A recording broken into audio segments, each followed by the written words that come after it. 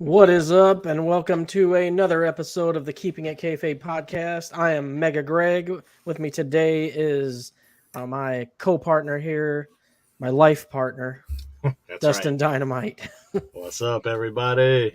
And also with us is the freshly squeezed Lawrence Cassidy. What's going on, guys? What's up? All right, so let's jump right into this because we got a lot to talk about. So Vince McMahon has officially announced his retirement. Yeah, It's confirmed.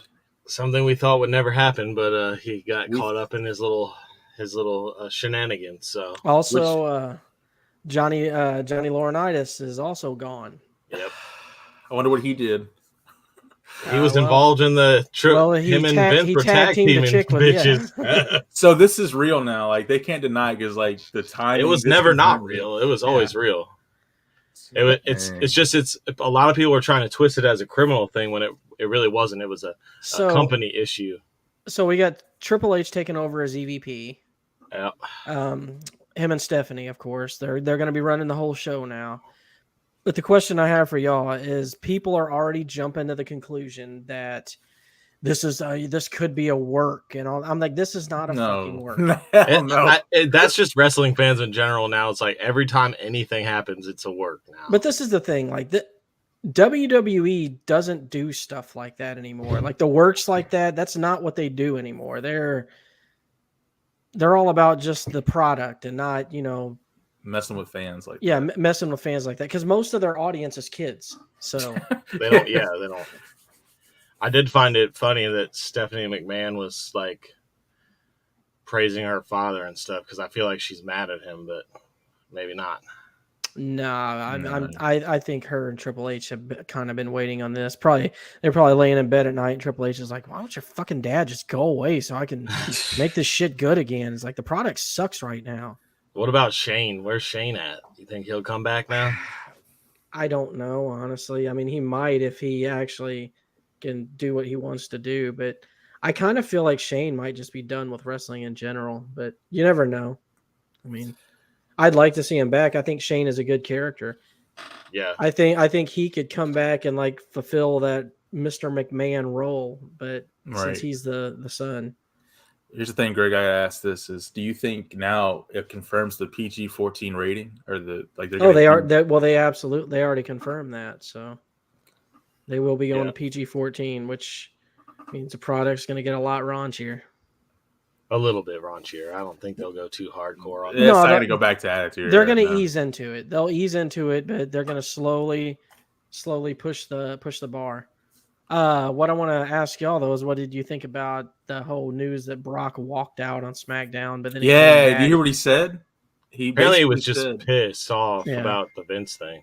Well, he actually said, according to somebody who was there, they said, if Vince is gone, I'm gone, basically, is what he said.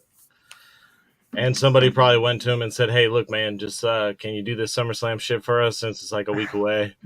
And then if you don't want to ever come back, that's fine. But I mean, it might be the last you see of Brock, because I know the Vince was the key of talking him back every time. Yeah. So, you know what he did to talk him back every time? Hey, Brock, I'll give you $5 million. Yeah, exactly. Like, okay. Yeah. Why the fuck would you not do that? Ben Grimm said, how long till the first bra and panties match? Look, I don't care for the women's wrestling that much. I never really have. Sometimes it intrigues me, but most of the time it's stale. However, I mean,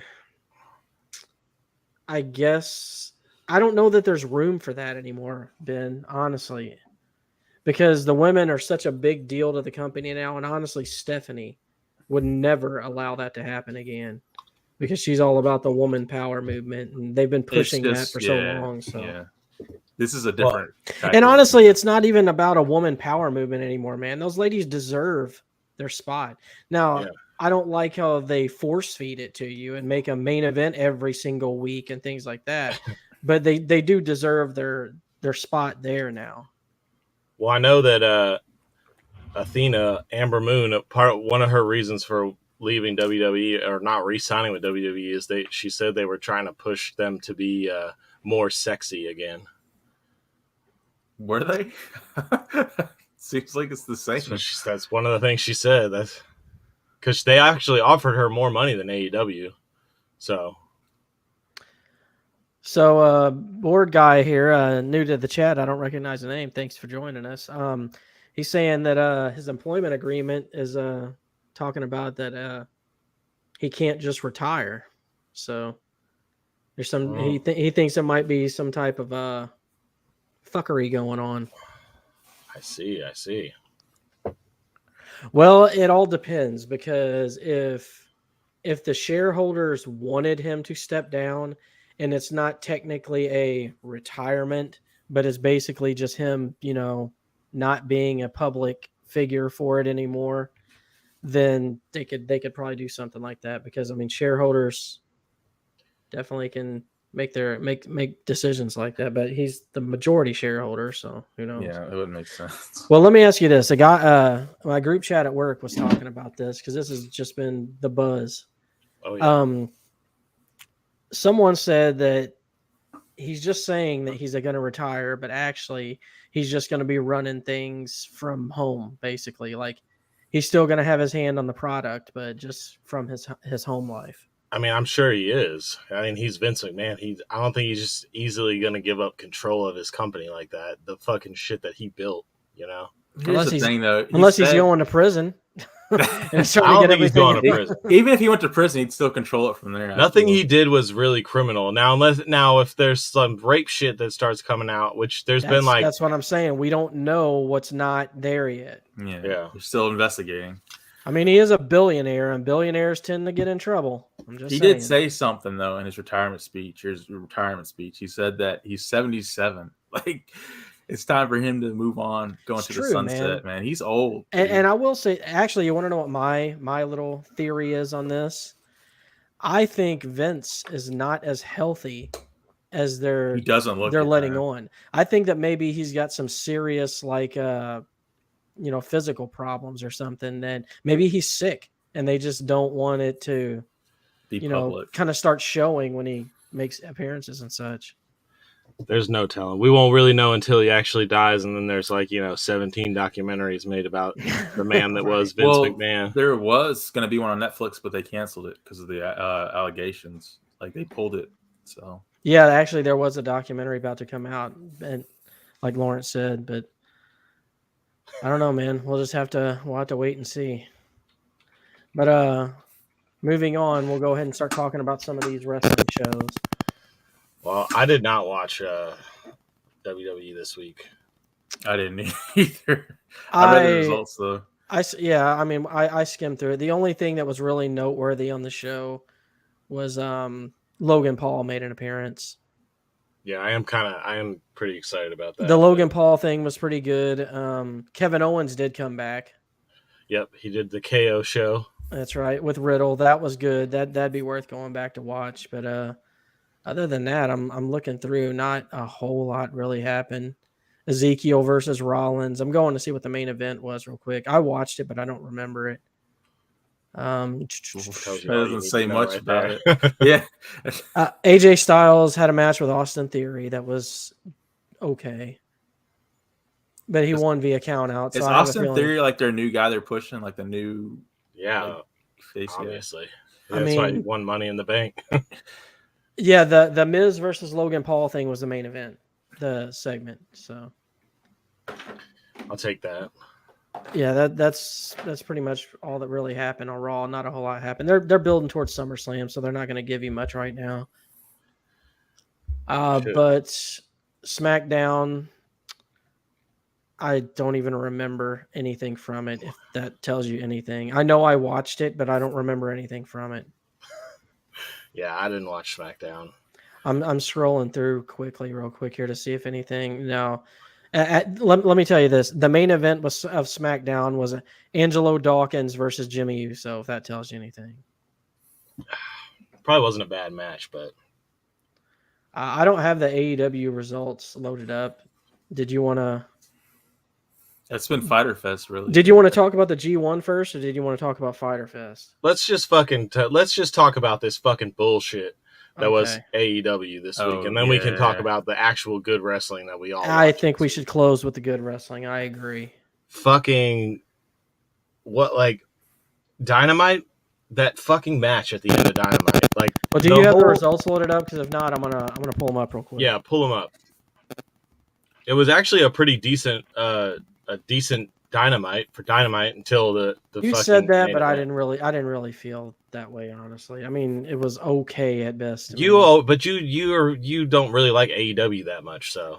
I mean, I do at times. I wouldn't say if you like AEW, the card was decent until that match. I'm not a hater of AEW, but there's a lot of things to hate in AEW, if that makes sense. All right, so we opened with Brody King versus Darby Allin, and Lawrence, you touched on something. Yes, earlier. I was wondering, dude, when was the fucking last time Darby won something? I don't know. What the fuck is the point of him now? And him and Sting, can he just turn on Sting and join Dark Order by this point? Like, I feel like that's what's going to have to happen. Doesn't that make sense? Wouldn't Darby be a better fit with the House of Black? Yeah, than fucking who they picked up, man. But they gotta put Sting out there every month because everybody loves him so much. Which would be the ultimate heel move for Darby, just to turn on him, be like, "I suck because of you." But they can't give Sting like a full-time like feud to be in because he's board guy. Old. I am right there with you. I wouldn't say it was not good. I would say it was okay. I know people are acting like this is the best card ever that they've done. Some of the Twitter comments are just fucking insane. But Ben Grimm's talking about Ric Flair's last match. So it's going to be Flair and Andrade versus Jeff Jarrett and Jay Lethal. In a perfect world, his match with Shawn Michaels would have been his last match. It should have been. He should have just left it at that. It's such a beautiful ending to his career that he. Yep. And now he's just he's on this new kick. I don't know if he's back on the sauce or what, but he's on this. He's on that sauce, man. He's fired up. He's ready to go. They shouldn't sanction this. I don't know who's gonna die in the ring first, Ric Flair or Terry Funk. Because Terry Funk still does stuff too. What the fuck? Well, Flair's like almost 80 and has a pacemaker, so right. Yeah, dude. If Triple H can't wrestle no more, why the fuck is he wrestling? No, Triple H doesn't want to wrestle anymore because he's smart. Yeah, he actually can't. It's too dangerous. It would honestly be like The Wrestler, that movie The Wrestler, but in real life. Yeah. So Brody King won, obviously, because Darby Allin never wins. No. And Brody King's like 5 times his size. All right, Dustin. So we had Best Friends versus Jon Moxley and Wheeler Yuta. That match excited you? I thought it was a good match. What was the match? It was. It didn't make any sense because the best friends, Trent Beretta and. Oh yeah, I kind of skimmed through. I forget his name right now. I thought that's the thing about AEW is they Chuck Taylor usually put on some decent matches. The problem is they don't make any sense. Like, why are the Best Friends and fucking Blackpool Combat Club going at it? It doesn't make any sense. Thing, man. Like, if you want. Dustin Lawrence will understand exactly what I'm saying because he loved what he saw in New Japan. If you want matches to mean something, then you have to have some type of build towards it, or you have to have a history. If you at least have a history, even if the match is thrown together, you can have the commentators talk about the history and it will make the match mean more. AEW doesn't have this, and that's why most of their matches feel completely fucking pointless. Enigma, we'll be getting to the G1. We're just getting through the bullshit. Yeah, we're trying to rush through AEW here, and then we are going to talk about nights 1 through 3 of the G1. And I'm definitely the biggest New Japan mark here. Well, maybe not now with Lawrence. Oh yeah, dude, so we'll see, but we'll talk about it. All right. Anyway, so yeah, that Best Friends versus Moxley and Wheeler Yuta.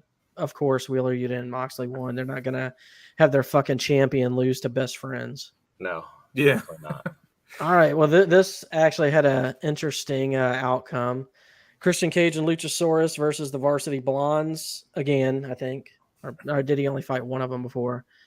No, but guess who made their comeback? Fucking Jungle Boy. Jungle Boy came back. I actually got excited about that. I did too. I actually got chill bumps when I heard the music. I was like, there he is. He's finally back. Well, I didn't because I don't really care for Jungle Boy. But I will say this. When he came out, he didn't look as goofy as he normally does. He kind of had more of a serious look, and I liked it. So I'm like, All right, it's like I'm liking what you're doing here, Jungle Boy. I want to see more of this. Keep at it. This is where it fucked up for me and didn't make sense when Luchasaurus just randomly goes with Jungle Boy. Why did he turn evil anyways? That's what I'm talking about. But hey, Greg, you called this because we talked about this before. You said that when Jungle Boy came back, that Luchasaurus would team with him first, and then he's going to turn on him. Why? That's what's going to happen. What's going on in his head? Because what's going to happen? Because Luchasaurus steps to the side, lets Jungle Boy go in there and chase after Christian Cage into the fucking crowd where they went to the back and played patty cake. But that's what's going to happen with this. You're going to have a match between Jungle Boy and Christian Cage. It's going to appear that Luchasaurus is on Jungle Boy's side, and he is going to fucking betray him on an ultimate level, like some sneak fuck shit. So it's definitely some sneak fuck shit. It's going to be...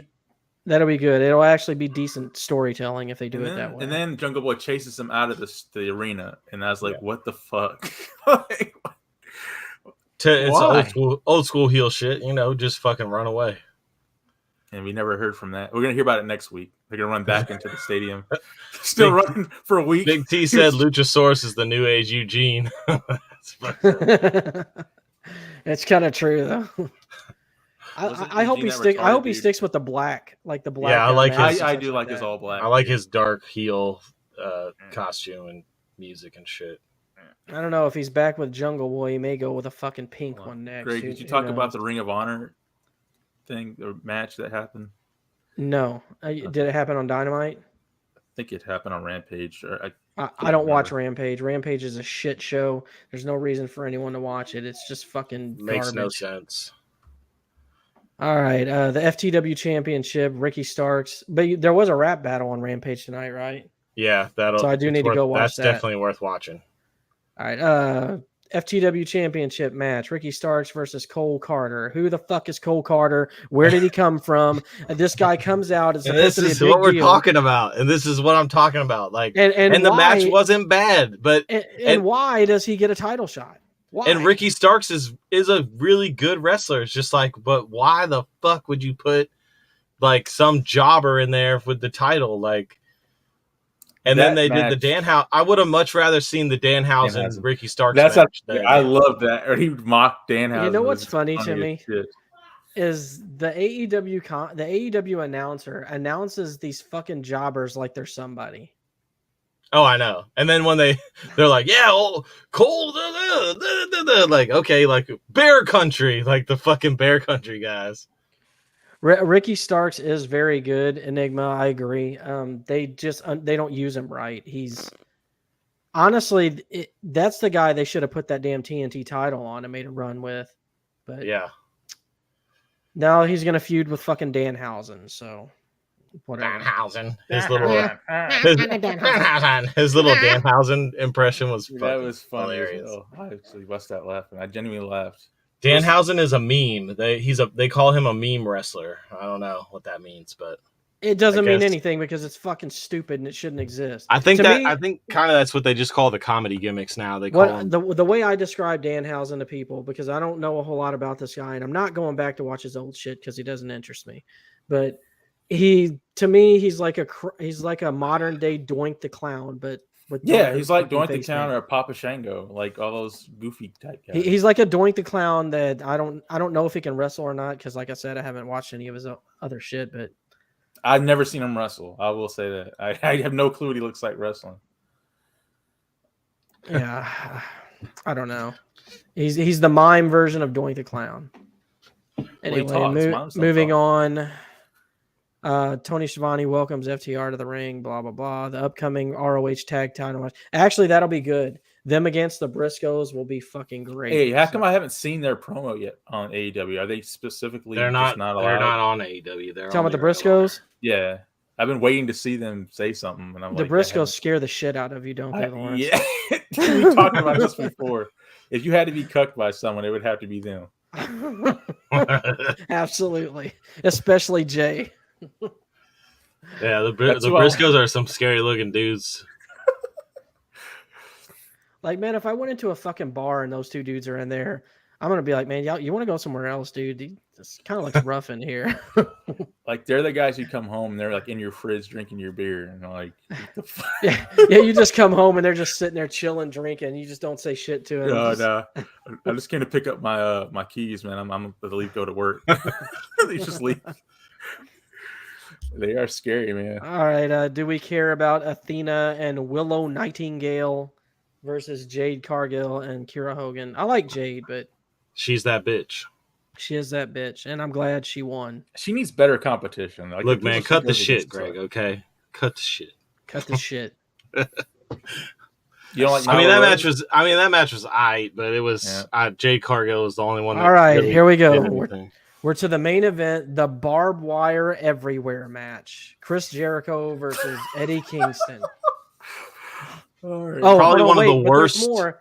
With the Jericho Appreciation Society locked in a shark cage because it's Shark Week. Okay, it started off somewhat good. I was like, okay, this might be good. I had no hopes for this match from the fucking beginning. But... I agree with you, board guy. By the way, yes, yeah, that it was a fucking disaster. The whole thing, like, dude, the fucking microphone, the announcer's microphone had barbed wire around it, like. Yeah, I think it's one of the worst wrestling things I've ever seen on fucking television. I've seen fucking bitches wrestling in fucking pudding pits and shit in WWE. Like, that shit was fucking stupid. And it ruined the whole fucking night. Why was the timekeeper's clock have barbed wire? Like, exactly. The barbed wire everywhere. Except the one side of the ring where the hard cam is. There's people who are like, why? It's not. Eddie Kingston talked into the fucking microphone that was wrapped in barbed wire. Is this thing on? Yeah. Fucking... You hate that guy. I can't stand Eddie Kingston, man. I think he sucks. Hey, you did get to see him run to the ring, though. So, oh God, you know what? I think Ben's the one who said it. It was either Ben or Big T, one of the two, but he does run like a fucking toddler. Just like a toddler. Yeah. And when he I can't unsee it. Why did Jericho bring back the Painmaker just to get his fucking ass kicked for the entire fucking match? I'm going to tell you right now, that's not the Painmaker. What you saw in that match is not the Painmaker. You want to see the Painmaker, go back and watch when he invaded in New Japan. That's the Painmaker. The shit you get in AEW is and then Eddie watered down. He broke his hand or something. Didn't he injure his hand? I hope he really did injure his hand. Well, no, I don't want to say that because that's fucked up. But if he did injure his hand, it'll be nice for him to take a little break and a vacation. So I think it was real. I think he really fucked his hand up. He kept shaking it. I'll say this. I don't know, but I'll say this: if Eddie Kingston broke his hand, Eddie, take all the time you need to heal up. You make sure that fucking hand is the best it's ever been before you come back. As a matter of fact, take 6 months, take a year off. It's fine. Yeah. We don't really need to see you, man. You've done enough for us, and we appreciate. You know what? You've given the fans all you need to give them. Fucking retire early. You know what? Yeah. Hang it Just up. work behind the scenes and teach people how to talk on the mic. Maybe you can book better than Tony Khan. Take over Look at what Big T said. Pull up Big T's comment. That's true. That's very true. Big T said he hopes Eddie injures his hand so he can never jerk off again. Oh wow! He's jerk. You know what? He gets jerked off by the AEW Mark fans. He doesn't jerk off himself. God, dude, don't they? They really do jerk him off. They chant, "This is awesome" for fucking everything. Hey, did all your AEW Mark friends at work? Did they come back and try to say that match was good? Dude, I don't even talk about AEW with them anymore. They don't even ask me because they know.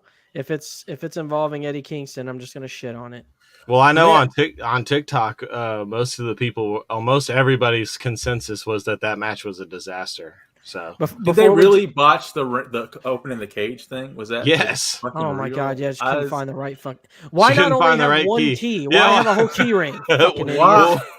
What was it? What were the other keys even for? That's what I want to know. I felt to make so it look more real. Dude. I had to like look away. I felt so cringe for that in that moment. I'm gonna tell you straight up. I was cringing the whole match. It was fucking so bad. stupid. When that motherfucker just squeezed through the fucking cage after it was lowered down. I fast forwarded to the end of the match. I couldn't take any more. I was like, fuck this shit. I'm done. I'm not watching anymore. Well, you knew what was going to happen once that cage got open. You knew it was going to be all friends fucking wrestling, like always. And then, of course, everybody in the back room ran out again because here comes the fucking Blackpool Combat Club, and now everyone's out there fucking throwing each other into barbed wire.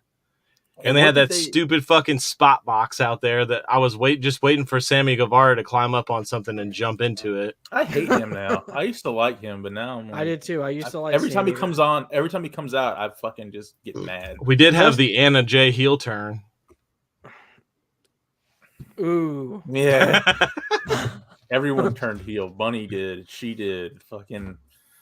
Do heel turns even mean anything in this fucking company? Not in AEW because there are no heels in AEW. So yeah, there really isn't. Everyone gets fucking cheered. So and they ruined Ruby Soho. Like her stock has gone down so much. I'm gonna close on my last thing I want to say about this fucking pointless ass match is that so you already got half of your stars out to injury. Why not go and throw them in a barbed wire match where we injure 2 more of our fucking guys as drawn in Tony a crowd? Khan, gotta love it. Injure the whole roster. Why don't we? I mean, look what he did to what he did to Jeff Hardy when he came back. Put him in every fucking high spot, fucking dangerous match he could be in. And now the motherfucker's back in rehab. He wasn't even in AEW for more than a couple months. Board Guy makes a very good point here, and he's totally right. Everybody that comes out of that heel tunnel gets cheered. Every single one of them. Yep. You're right. There's no such thing as a heel there. There's no such thing as a heel in AEW. The only one that doesn't is MJF. I'll tell you what company does have true faces and true heels, and that would be New Japan Pro Wrestling. So, night 1 of the G1 Climax. All right, Chuck came to see. Drum roll. All right, so Lawrence, before we go on with we're not going to really cover much of the you're clicking, Dustin, with your mic. But we're not going to cover much of the tag matches because all those are build matches. Yeah, the multi-man because they just build to the block matches anyway. You hate those multi-man. I don't hate them. I actually like them in New Japan. The matches aren't bad. It just it's the 3.5. It makes it a 3.5 hour show. Sometimes you got to. When you're trying to get in all this wrestling in a week to do a wrestling show, it's just hard to watch all that. And I'm not gonna lie, I've been playing a little too much universe mode. But those damn We've been streaming on our YouTube. Make sure you hit that notification button so you can see our awesome I'm actually going to stream night 2 of the Universe G1 that I'm doing, which is the same G1 minus I added Sami Callihan in, but to replace Tom Lawler because I couldn't find a good Tom Lawler. But I'm seeing if my results match up to the real G1. So, but all right. So night 1, our first C block matchup is Hiroshi Tanahashi versus Aaron Henare. Well, actually, before we touch on that match, Lawrence, I want your thoughts on New Japan as a whole because we were talking about this before we went live. Yeah, New Japan is like something I've been waiting for. Like I didn't realize it was even out there because it's just so it's like it's real. Like, and I don't mean that in like a kind of cornball way. They put ice packs on the fucking wrestlers after every match. I can't get over it. Dude, every time they bust out those ice packs, I just crack up laughing every time. It's like I'm like, get that shit out of here. They don't need that damn ice pack. It's just I don't know. I honestly, Board Guy, I don't think so. They always do this just to make it interesting between Yano and Okada, simply because, you know, everything with Yano is mostly kind of you're getting the same thing. Yano's the guy that sells a DVD when he comes out. I love Yano actually. He's got a goofy ass gimmick, but he reminds me of Eddie Guerrero, like the whole cheating. So you're loving New Japan, Lawrence. Oh man, I love it, man. It's just so authentic. It's so like now you understand why I boast about it so much about how it's the wrestling from back then, but today. Right? Yeah, that's what I'm saying. Because that's actually a really perfect way to put it. Because like New Japan you'll have ongoing storylines that really never end. Like you'll have wrestlers that feud, their feud will end, but that story still continues because they're all the time facing one another, and then it might start back up. What I like is that they don't waste their time with the promos and stuff. Like they just come out and wrestle, but they like talk to each other. Even if there's no mic on them, and it's so raw because they'll be like cursing at each other, be like, "Man, fuck you." Oh man, but before the COVID thing, Naito would always spit on his opponents, and I fucking loved it. He would like all the time. He's spitting in their face, and I'm like, oh, that's so fucked up. Because he did that to Kenny, didn't he? When Kenny Omega was in there. Oh shit, man! He was spitting on everybody back then. Yeah, I seen a clip of that, and I was like, "Yo, these dudes are serious. Fuck, I can't go to Japan." Well, those guys are raw, bro. It's what I love about New Japan and the strong style, and this is when someone said Eddie Kingston does strong style. This is what I'm talking about when I say that's not fucking strong style. You'll have shots in New Japan that look like pillow shots, where they throw a forearm. And it looks like it's doing nothing to him. Then they'll throw another one later on once they build it up that looks like they knocked their fucking head off. Like, that's what I like. Shit. And like, you'll see that shot and you're like, ooh. I mean, it actually makes you wince because you're like, damn, that looked like it hurt. Yeah, Greg. It probably did, honestly. Yeah. Like where they take turns hitting each other on the chest and like doing this. Yeah, I love that shit. But yeah, I mean, I'm glad you're liking New Japan. It's like you said, Lawrence. They do they don't waste their time with promos, but they don't just enough promo work to make it where you Jay White. Give a fuck. White. When I seen him in New Japan, I didn't see what the big deal was with him. When I see not New Japan, AEW. When he came on there, I didn't see what the big deal was with him. But on this, dude, that dude is so raw and so good. I love Jay White in that shit. Oh man, and I hope you're watching the backstage stuff. I am. I was going to talk about the Today show. The Today show with his first guest, Naito. All right, or Arcado. For anyone who's not familiar with the G1 tournament, I'm going to explain how it works real quick. Usually you only have 2 blocks. This year we have 4. You have an A through D block, and you get 2 points per win for each person that you face in a matchup. So 2 points for a win, 1 point for a draw, 0 points for a loss, obviously. So getting that out of the way, our first C block matchup was Tanahashi versus Aaron Henare. What was y'all's thoughts on this match? Doesn't he look like The Rock, like a young Rock? He does look like a young Rock. Yeah, he does kind of look like The Rock. I thought that dude was cool looking. It surprised me because I thought Tanahashi would win. I did too. I thought for sure they were not going to start Tanahashi off with a loss to Aaron Henare, but they did, which is why I love the G1 is because you get upsets like that all the time. Kind of makes for a better story if he comes back and wins the rest of his matches so he can advance. So the champions are like guys that are like that don't necessarily win all their matches. Like, you know how Cena had the Super Cena thing where he was never going to lose, and Hogan, of course, he was never going to. So I mean, you never know. But the match as a whole, I thought was really good. I was curious how Aaron Henare was going to do in the G1 because he was kind of like a mid-carder jobber type wrestler before.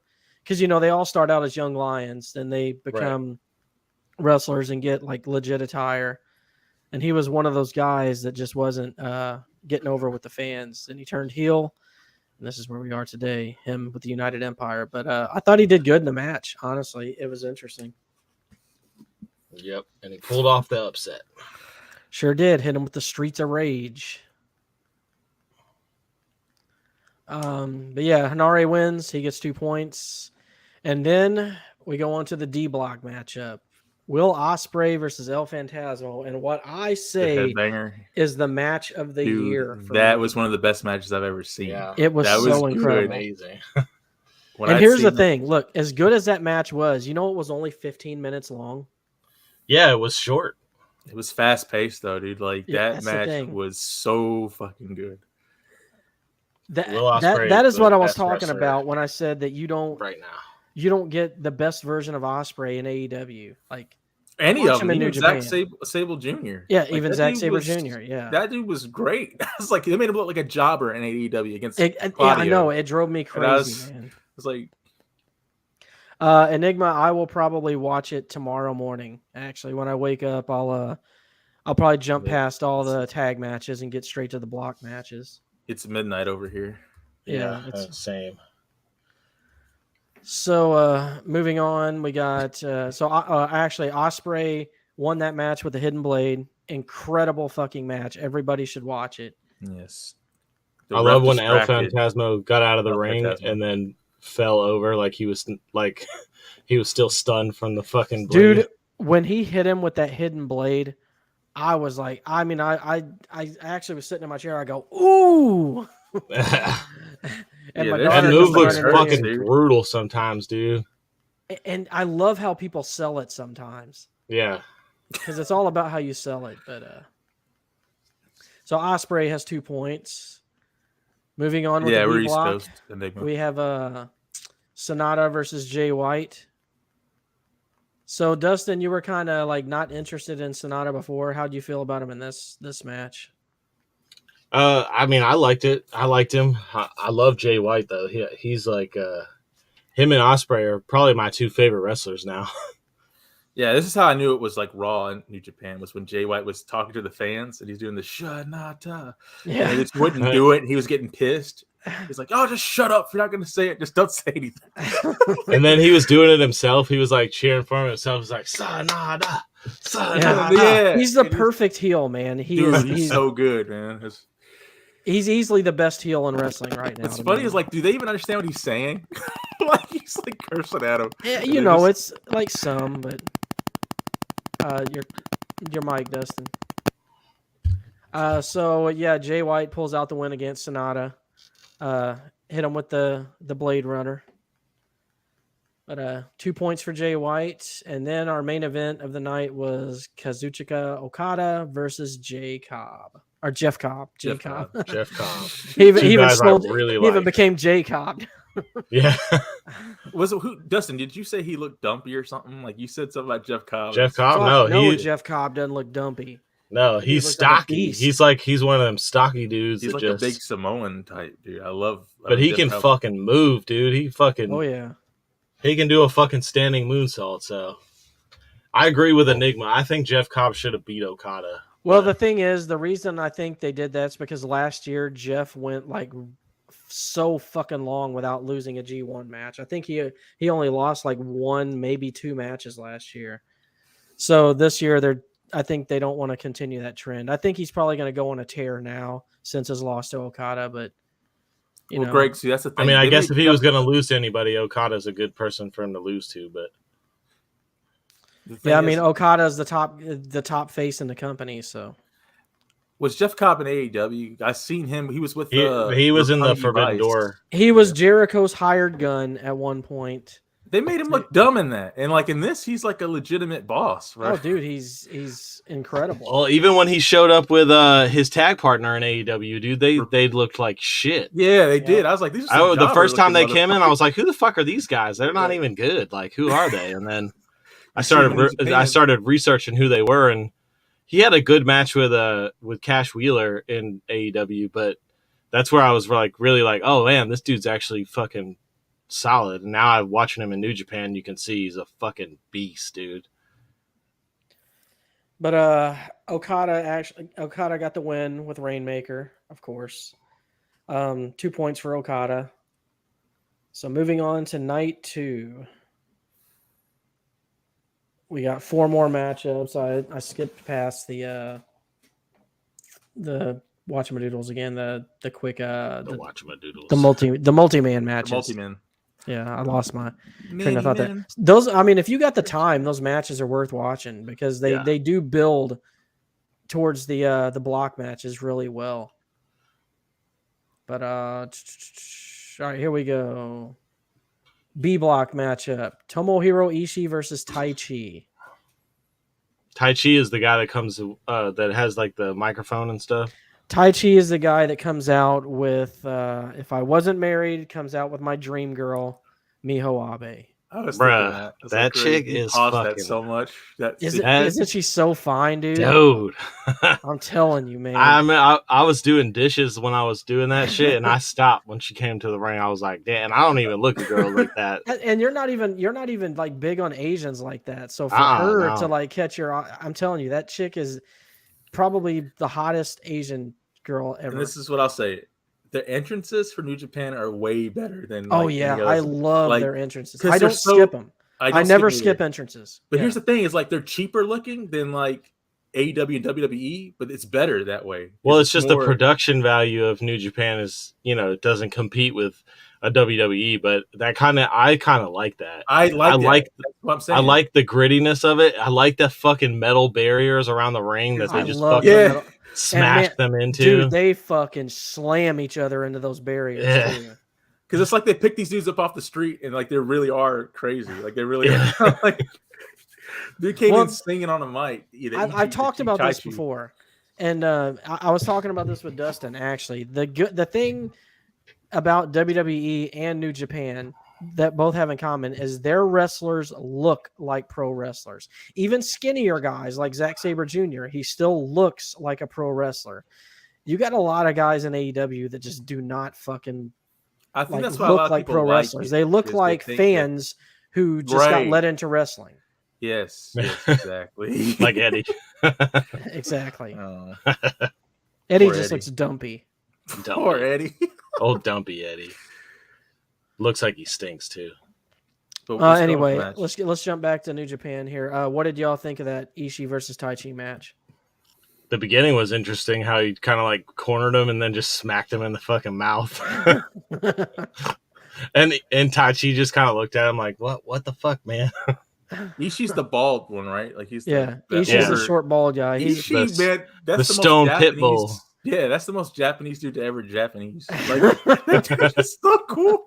That dude is so cool, dude. He looks like like you said, a pit bull, a stone pit bull Buddha. Yep.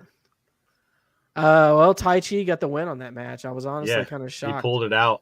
Yeah, pulled out that win. Got him 2 points. I actually like Taichi. Taichi's one of my favorites in New Japan. Is he really singing, or what's going on with that singing? No, it's he's not really singing. That's not. And it's not him, right? It's like somebody else. It's it's this Japanese band that's actually incredible. Their music is so good. I forget their name off the top of my head, but they're definitely worth checking out. They have a lot of you remember how like the old Castlevania games music sounded? Yeah. Yeah. Well, imagine that, but just with like lyrics. That's how their music sounds. But with a rock, add rock to it. I dig it. All right, so our next G1 matchup, A Block, Toru Yano versus Jonah. Jonah's debut in the G1. Oh, Yano. So you got your typical Yano match here. It looks like he's splashing. It's like he's naked under that. He's about to start just splashing people, like the way he comes out. So how did you like the Yano entrance, Lawrence? That's what I'm saying. Everything about that dude is goofy in the right ways, like old school Japanese humor. It's so Japanesey. Yeah, and I love what Lauren said earlier, that he's kind of like a Japanese version of Eddie Guerrero. Yeah, like his sneak fuckery. Yeah, that was a good comparison. I think. Yeah, I've seen I think 3 Yano matches now, and I love all of them. Yeah, I have too. I've seen him before, and I liked him before. Greg, you showed me him. Well, Yano pulled out some sneaky bullshit and got he won by count out, didn't he? Yep, he got Jonah counted out. So Yano with 2 points. He was so proud of himself too. He was like laying there and like surprised and like pointing out his shirt, selling his DVD. And then the next matchup to me was the match of the night on this on night 2. C block matchup, Zack Sabre Jr. versus Kenta. Yeah, that match was long, but it was good. Yeah, it was a 21-minute match. But I love Kenta and I love Zack Sabre Jr. So like when it gets to matches like this, I don't even care who wins as long as I just get to see a good match. And man, was it, because they have history too. Because Zack Sabre Jr. actually used to be in the same dojo as Kenta.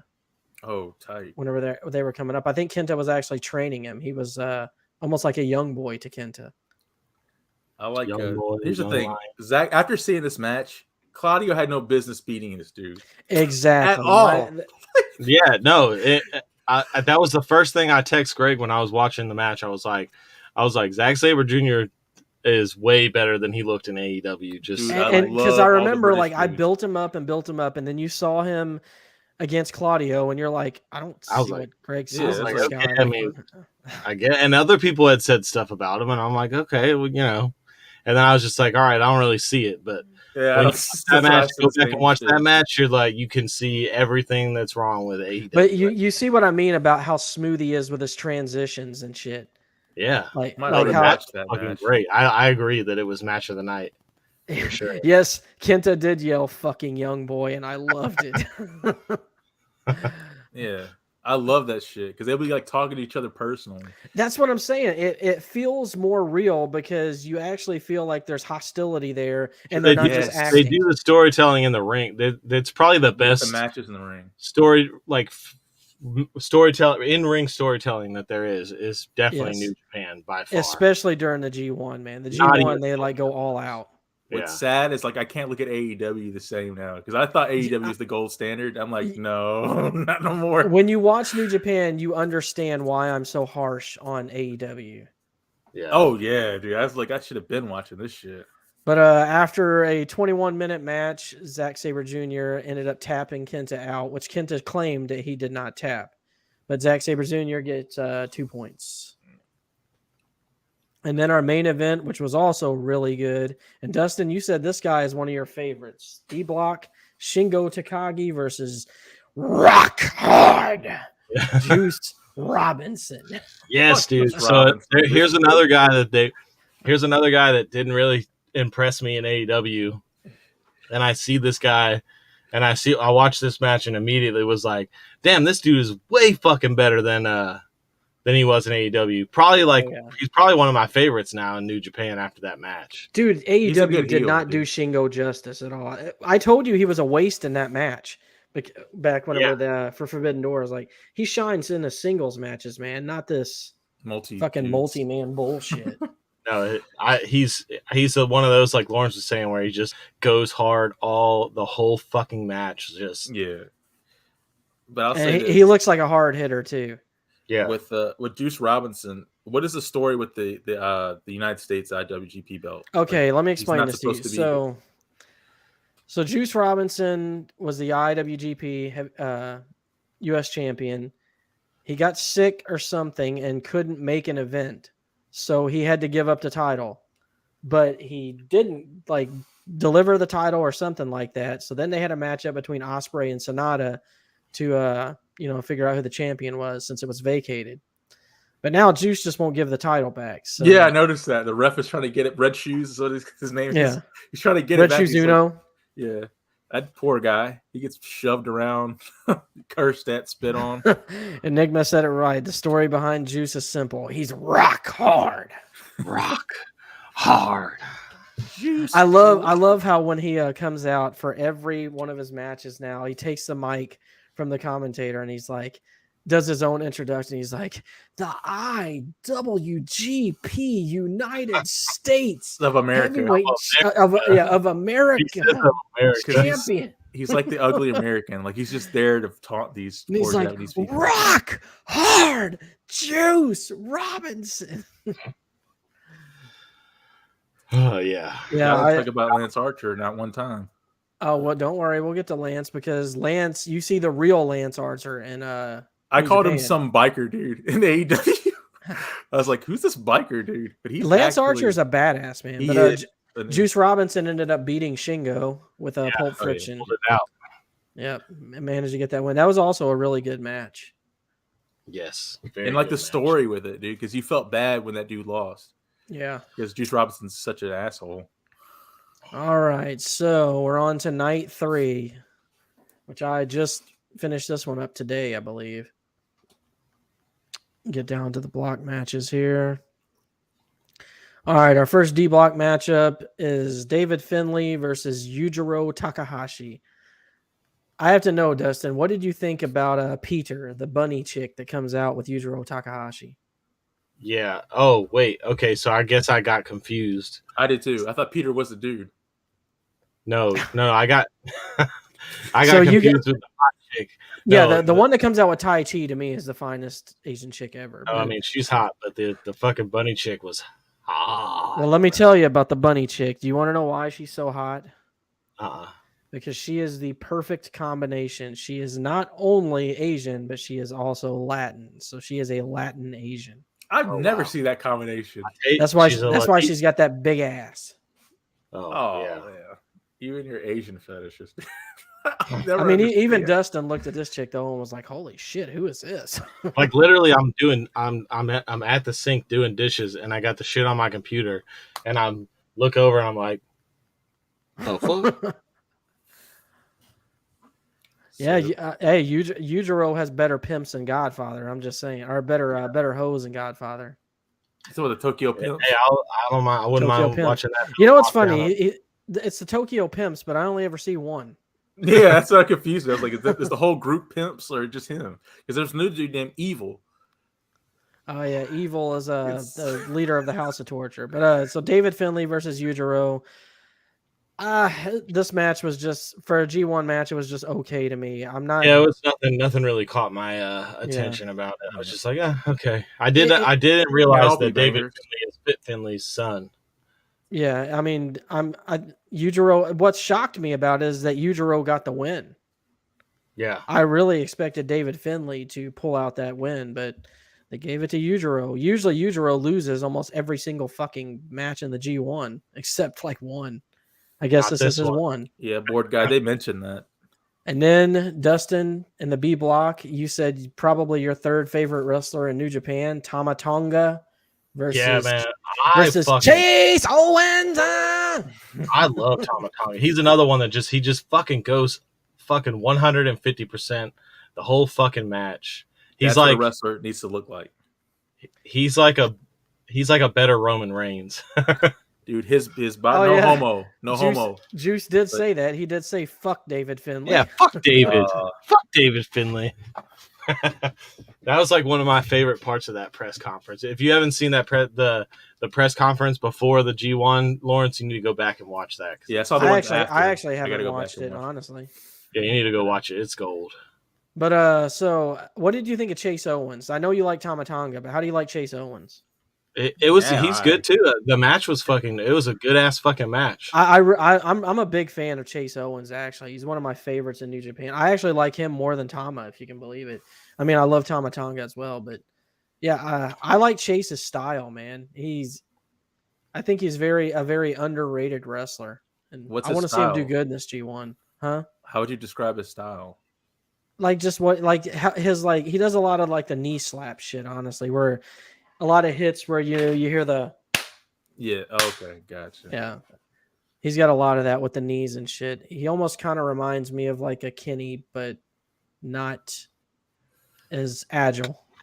Board guy saying Tama Tonga's going to take the whole thing.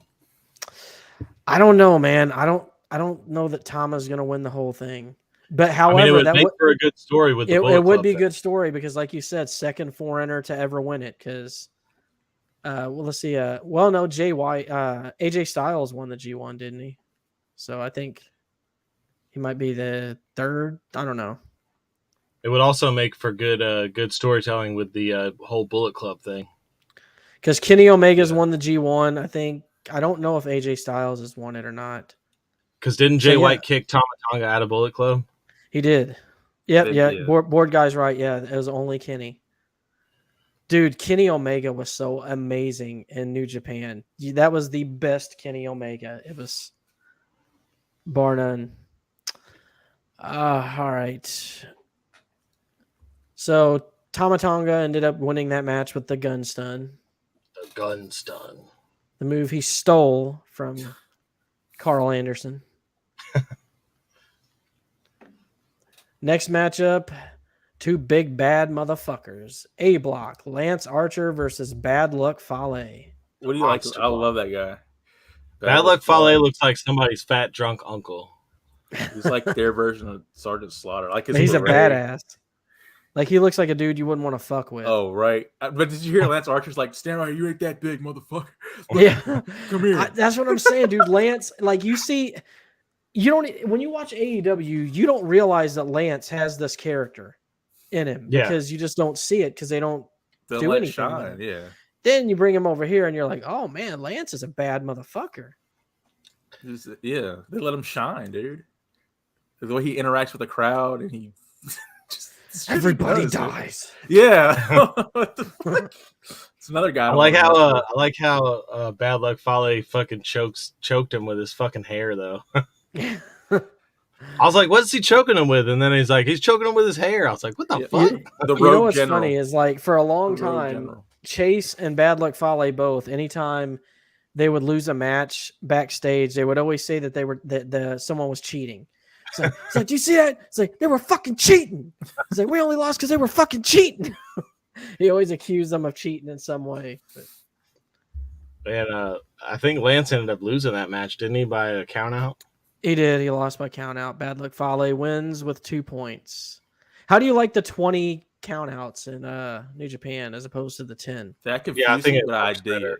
It works better. I like it better, personally. Plus, that means they can go out in the ring and throw each other into those fucking barricades, which I love. God, it looks so... It makes it more unpredictable because anything can happen in 20 I love when they throw them on that one side that has the door, and every time they hit it, that door just pops open and closed.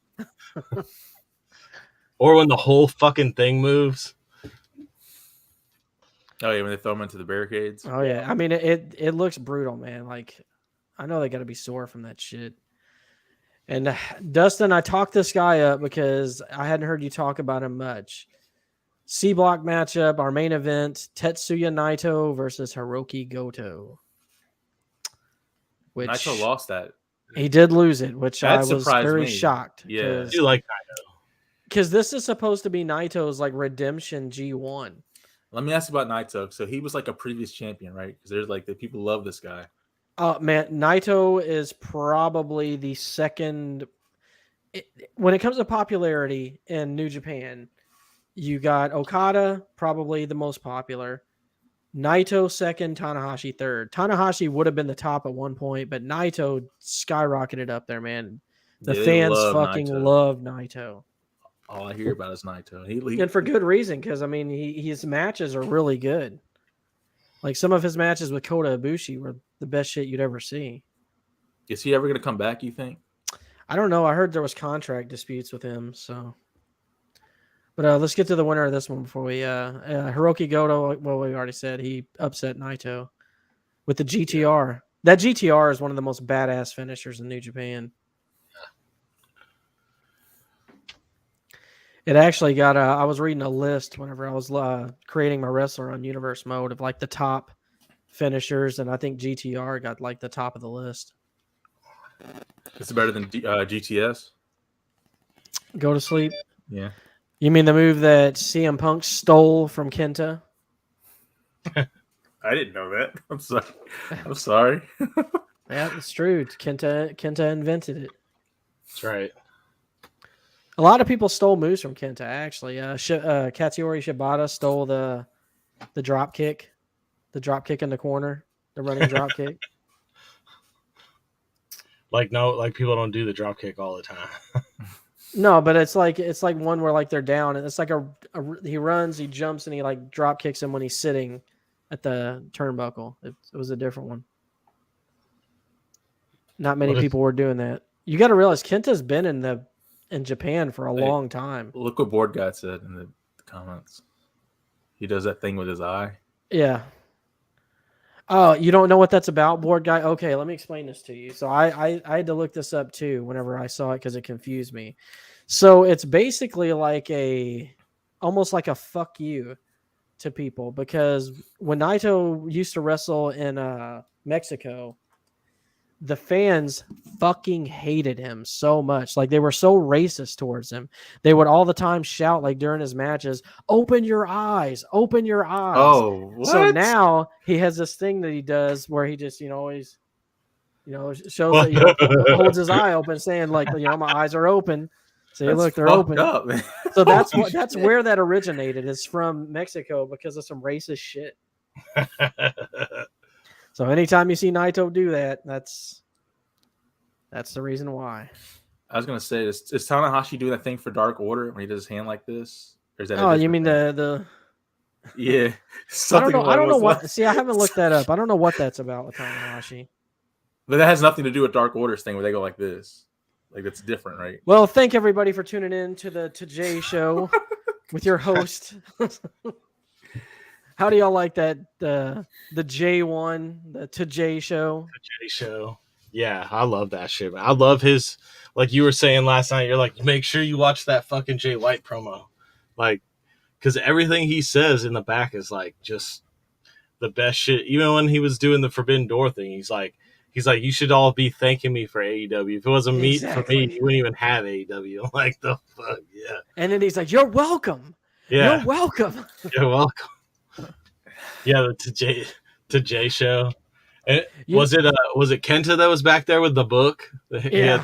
He has the book. The Japan Cup. Kenta's backstage stuff is good because usually he just comes back there and he sits down and he always he has one specific cameraman that's like his favorite, and like he'll ask him questions and they'll move the camera to like nod or shake for yes or no. Yeah. But that's it. Nights 1 through 3 of the G1. So Dustin, I got to ask you because I built this shit up so much. Is the G1 living up to the hype that I built it up to? Oh, yeah, definitely. When I want to fucking watch, when I'm like anticipating for the next day to come, then you know that the shit's good.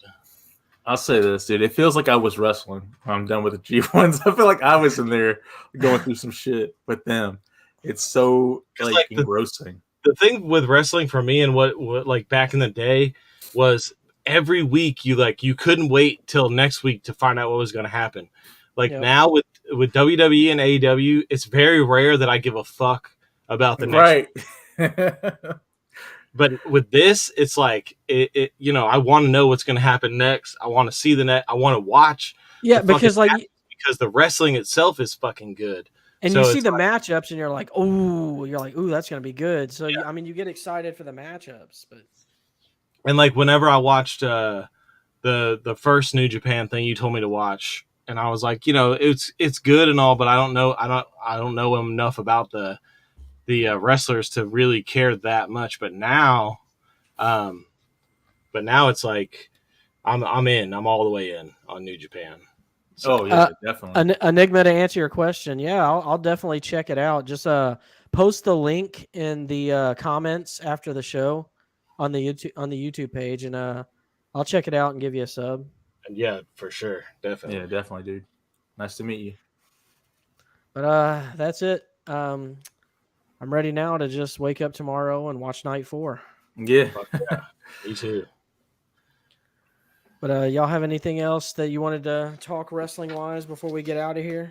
I think we covered most of it. Yeah, we definitely did. And we did it in a fucking hour. Look at us. Hey, that's because, we skipped past all the bullshit and got to the good shit. Got to the good stuff. All right, well, thanks to everyone who tuned in and listened to us. We definitely appreciate seeing some new faces in the chat as well. I like that. Yeah, me too. And if you know people who like wrestling, tell them about us. Tell them all about us. We like all wrestling, not so much WWE and AEW, but we still like it all. So yeah, you gotta watch it all. It's wrestling. And also let them know that we can't stand Eddie Kingston. He fucking sucks. He looks like he stinks. And he does have great eyebrows, though. He has great eyebrows. He has great eyebrows. He's got a fresh line. His beard's lined up. I bet he's a minute man, too. I bet he doesn't last longer than a minute. Do your impression. Actually, I bet he's a virgin. He probably hasn't even been with a girl. Yeah, he probably hasn't even touched a woman. Greg, do the impression. Nah, not today. Not today. Not today. I don't want to channel my inner Eddie today. Yeah, but we're out of here. So hit that like and subscribe button. Hit that little bell to notify you when we're doing another episode. We usually do them on Thursdays. Something got messed up this Thursday though. We're trying to put it out. But until next time, keep it kayfabe.